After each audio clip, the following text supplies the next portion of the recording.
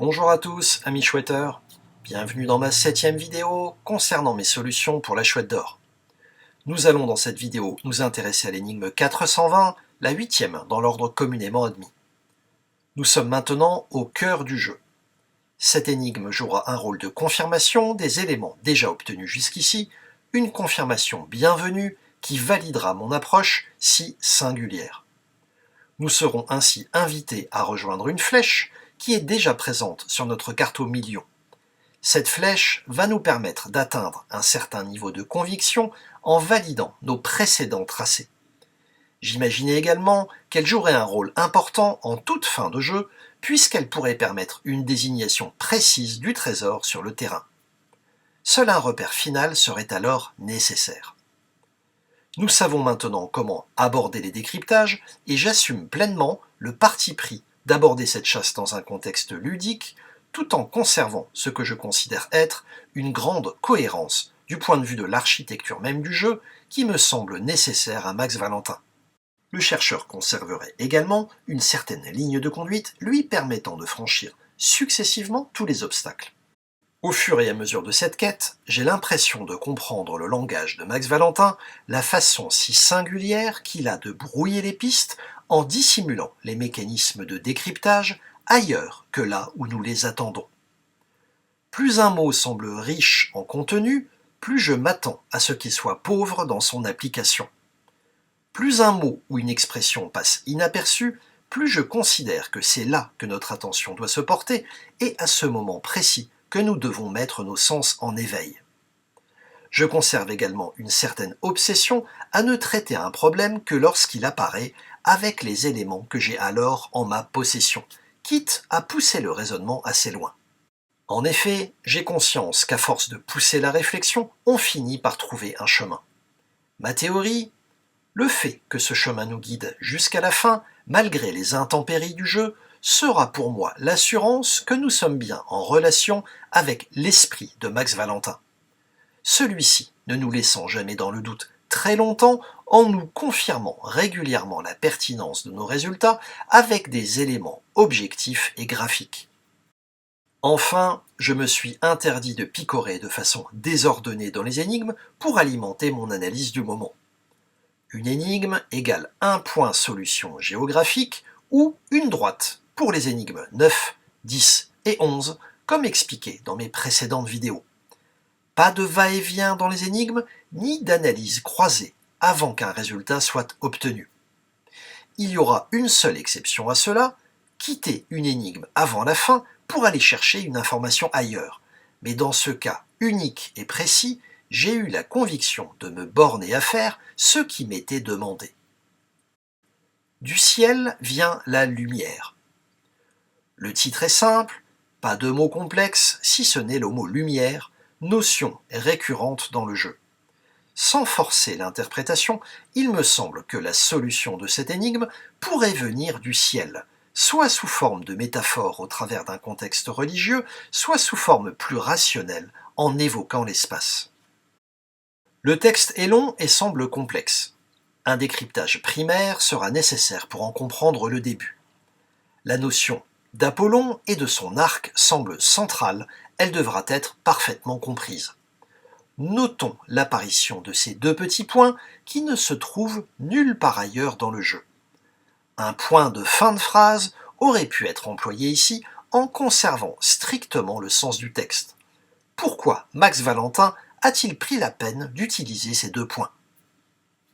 La valeur numérique 1969,697 évoque une valeur précise, mais semble surtout vouloir s'imposer à nous comme une valeur à prendre en compte dans son entièreté, en tant que valeur chiffrée à 3 décimales. Attention, ici même je pressens le piège de cette lecture. Cette virgule pourrait bien être une virgule d'ordre littéraire et non pas mathématique, même si, très rigoureusement, un espace après celle-ci aurait été souhaitable. Cela reste un jeu, Max Valentin a ses propres contraintes, ne l'oublions pas. Mieux encore, 1969 évoque naturellement une année qui n'aurait alors rien à voir avec la valeur 697. La notion de mesure, objet de convoitise, de discorde et sujet quasi tabou au sein de la communauté de Schwetter, apparaît pour la deuxième fois dans le livre. Dans mon jeu, nous connaissons sa valeur depuis l'énigme 500. J'aborde le mot « zénith » avec prudence, en imaginant déjà quelle pourrait être sa vraie nature détachée de son sens géographique, voire géométrique, qui pourrait s'avérer compliqué à exploiter. Enfin, il est question de flèches à rejoindre. On devra alors comprendre de quelle flèche il est question. Celle-ci devra être directement connectée à notre jeu pour gagner en pertinence. Cette dernière expression clôture l'énigme, elle doit donc nous convaincre que nous sommes sur le bon chemin. Le visuel semble représenter l'environnement spatial autour du Soleil. L'ombre pourrait être la Lune. On y distingue 7 symboles astronomiques de planètes de notre système solaire, répartis en arcs de cercle par ordre d'éloignement par rapport au Soleil. On distingue également un compas planté en plein cœur d'une lettre N. Cet élément détonne complètement par rapport au registre global du visuel, ce compas semble venir de nulle part. Il possède 2 pointes, sans mine visible, ce qui confirmerait qu'il n'est pas à exploiter en tant que compas de tracé.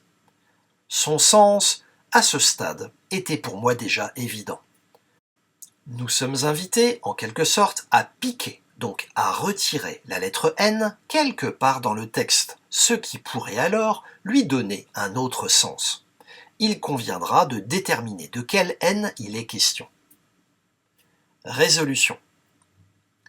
En premier lieu, il s'agit de décrypter le texte chiffré afin d'en comprendre la signification et de savoir s'il se connecte ou pas avec le sens du titre, le domaine spatial. Pour être tout à fait honnête, même si ce décryptage me paraît très accessible, il était élucidé depuis bien longtemps quand j'ai commencé cette chasse, et il ne pouvait pas révéler de double sens. Je rejoins donc la très grande majorité des chercheurs dans sa lecture. Je considère que ce type de cryptage est là pour habiller l'énigme, la maquiller et lui donner davantage de style. Rien de plus. La difficulté se cache vraisemblablement ailleurs. Les valeurs numériques entre parenthèses représentent les périodes de révolution en jours autour du Soleil, ce qui est en conformité parfaite avec le tableau de Michel Becker. Il suffit alors de remplacer chaque valeur par la première lettre de la planète en question.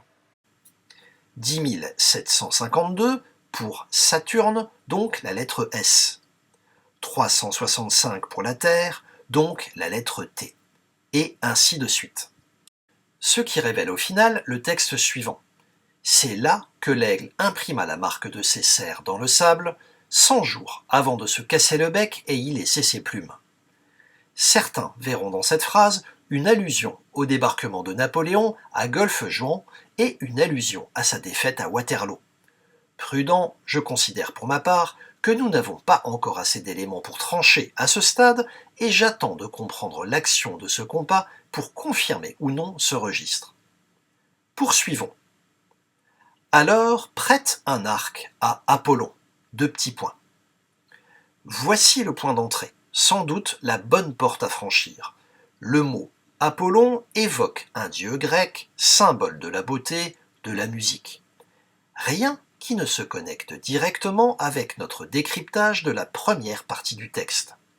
En revanche, si on enlève un N à Apollon, qui deviendrait alors Apollo, on serait pour le coup dans un contexte bien plus pertinent et parfaitement connecté avec le cryptage du début. On parlerait de toute autre chose que de mythologie, mais de conquête spatiale et d'astronomie en évoquant la mission d'alunissage Apollo 11. Pour preuve, le module d'alunissage s'appelle Eagle, l'aigle de la phrase qui a été décryptée.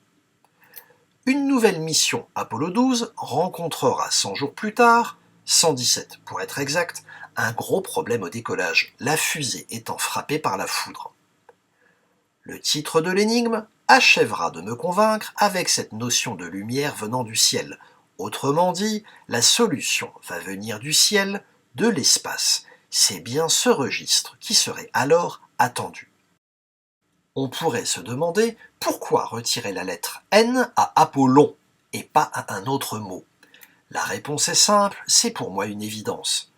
Apollon est le mot clé, le verrou qui doit sauter. Aucun autre mot ne va attirer mon attention à ce point. Enfin, l'année 1969 évoque directement la date de la mission Apollo 11, le 20 juillet 1969, date américaine, le 21 pour la France. Cela confirme le détachement de 1969 avec la valeur 697 et donc le sens littéraire de la virgule. Assumant le contexte de jeu de mots et de lettres, je remplace alors Apollon par Apollo 11.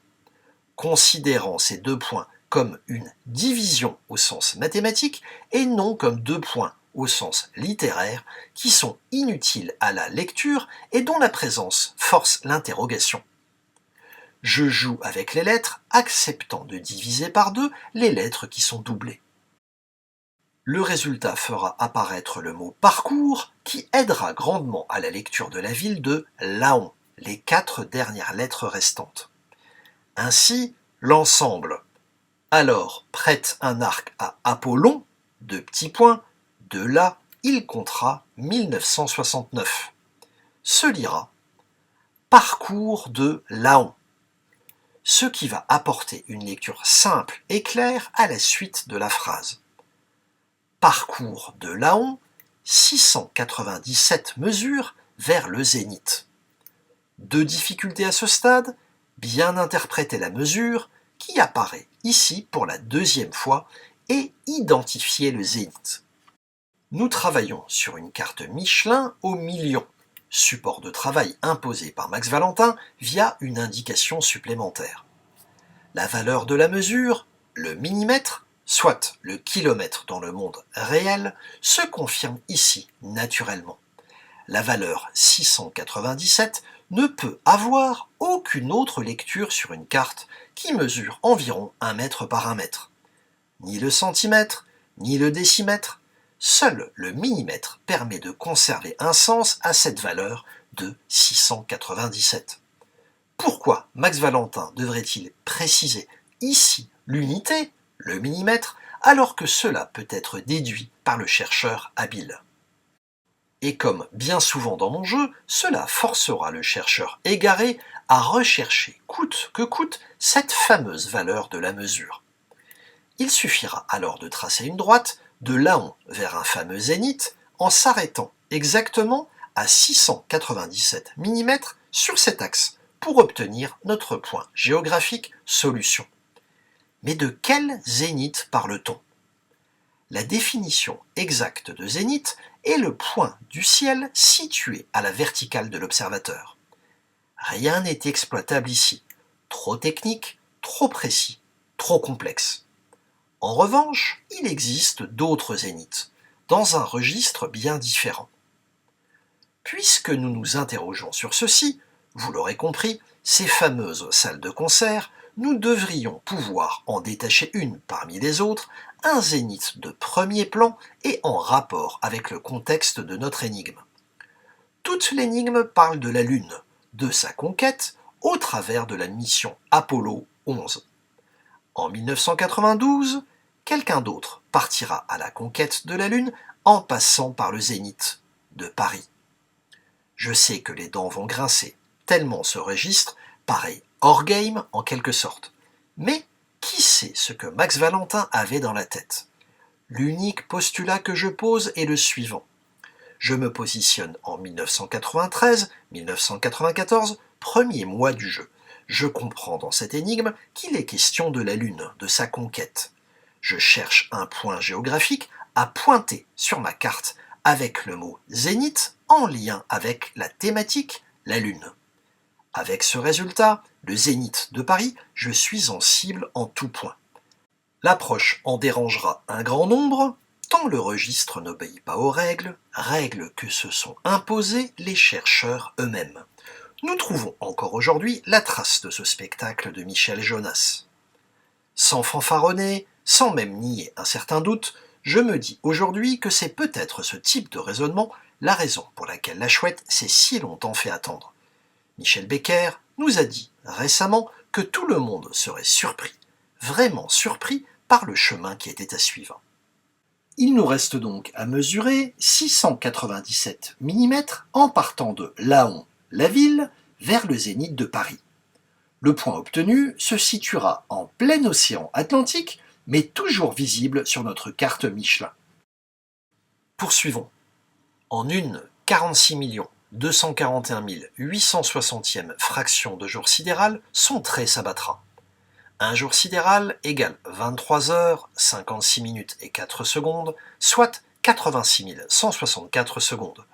86 164 divisé par 46 241 860 égale 0,00186333 secondes, multiplié par la vitesse de la lumière, qui est égale à 300 000 km par seconde, égale 559,000 km. Aucune raison de s'attarder ici, ni de douter, il est simplement question de multiplier cette fraction par la vitesse de la lumière pour obtenir 559 km. La précision du résultat obtenu suffit à comprendre qu'il s'agit bien du résultat attendu. De ce point dans l'Atlantique, mais toujours sur notre carte routière, nous devons maintenant rejoindre la flèche et surtout bien vérifier si celle-ci mesure précisément 559 km, c'est-à-dire 559 mm sur notre carte au million. Cette flèche apparaît clairement sur notre carte. Elle est formée par tous nos résultats obtenus depuis le début de notre jeu, c'est-à-dire jusqu'à cette énigme, la 8e. Cette flèche va me convaincre et effacer pour un temps les doutes que j'avais sur certains segments de mon raisonnement. Douter n'est pas forcément se tromper, dès l'instant où le doute ne perdure pas indéfiniment. En rejoignant ce croisement, cette flèche, qui sera très précisément à 559 mm, Max Valentin nous confirmerait que nous sommes bien là où nous sommes attendus à ce stade du jeu. De plus, l'orientation plein est, particulièrement soignée, m'a également convaincu que cette flèche a été voulue ainsi, sciemment dessinée par l'auteur, puisqu'il aurait pu nous stopper plus tôt ou plus tard sur l'axe Laon-Zénith de Paris en modifiant simplement cette fraction de jour sidéral. En d'autres termes, Max Valentin illustre une flèche qui sera très facile à exploiter sur le terrain. Connu des seuls chercheurs sur ce chemin, son orientation précisément plein est et sa longueur de 559 mm pourraient être le vecteur solution qui, appliqué au bon repère, révélerait enfin la cache. Lors de ma prochaine vidéo, encore de belles révélations avec deux thèmes très attendus, très discutés, pour ne pas dire très disputés. La mesure va faire sa première apparition et implicitement, le chercheur que je suis va chercher à en caractériser la valeur et le sens pour la première fois. La spirale à 4 centres, objet de tant de fantasmes, saura se faire discrète, se faire oublier quand on aura pris soin de la démaquiller. Merci à vous et à bientôt, c'était Jack Moon.